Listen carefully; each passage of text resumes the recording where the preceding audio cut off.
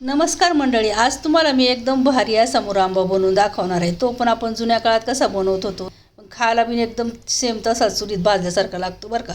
चवीला पण एकदम भन्नाट लागत असतो. या कैऱ्यांचं काय करणार? यांचा मुरांबा बनवणार का? हो, बनवणार. वाव, किती सारे आंबे आहेत. खूप अच्छे, खूप बनव. कैऱ्या चांगल्या स्वच्छ पाण्याने धुवून काढायच्या. कैऱ्यांच्या वरचं साल काढून टाकायचं.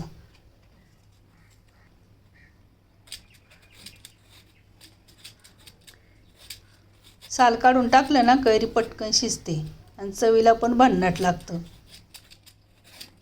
आमच्या आईचा स्वयंपाक झाला ना, आता आम्ही चुलीमध्ये सगळे कैऱ्या टाकून द्यायच्या. त्या कैऱ्या लय भारी भाजायच्या बरं का. भाजून झाल्यावरती त्याचा मुरांबा बनवायचा. तो चवला एवढा भारी लागायचा ना, लय भारी लागायचा.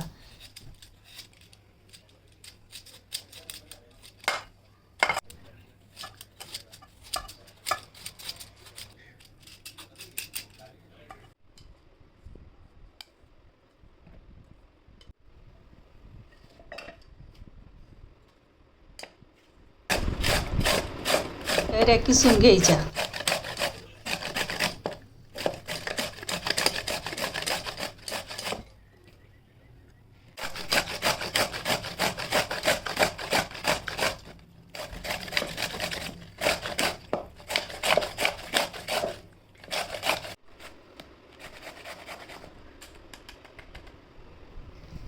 कैऱ्या अशा सगळ्या किसून घ्यायच्या.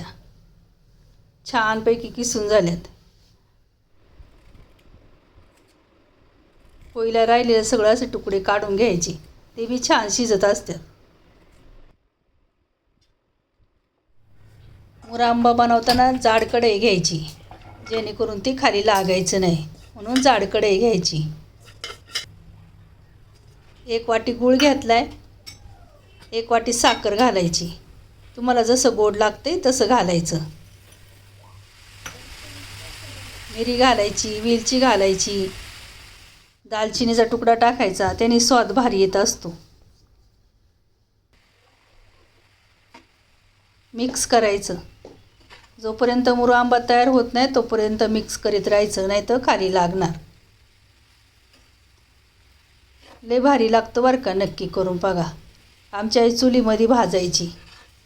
चुलीमध्ये भाजला ना लय भारी लागत असतो. चुलीत नसलं भाजायचं, गॅसवरती तवा ठेवायचा आणि त्याच्यावरती कैऱ्या भाजून घ्यायच्या. त्या पण लय भारी लागतात बरं का. त्याचा पण व्हिडिओ टाकलाय, नक्की बघा. चिमूटभर मीठ घालायचं. चिमूटभर मिरची पावडर टाकायची. तुम्हाला जेवढी लागेल तेवढी टाकायची. तुम्हाला तिखट लागत असेल थोडी जास्त टाकायची.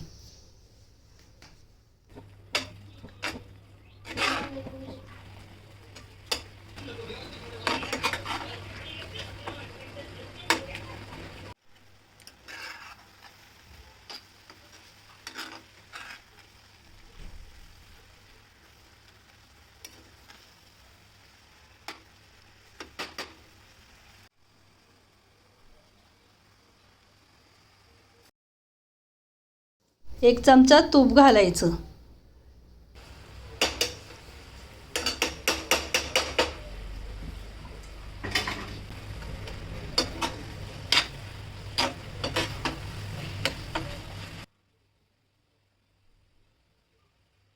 मस्त मुरांबा तयार झालाय.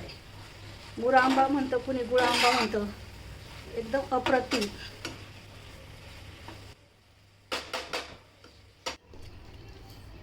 छोटीशी वाटी घ्यायची, तिच्यामध्ये थोडंसं तूप टाकायचं किंवा बटर टाकायचं. पेटवलेला कोळसा टाकायचा आणि धुरी द्यायची. कोळशाची धुरी दिली ना, एकदम चवीला भन्नाट असा मुरांबा लागत होता. आपण गावी चुलीत भाजून करतो ना, सेम तशीच चव लागते. एकदा नक्की ट्राय करा, नक्की करून बघा. लय भारी लागतं बरं का.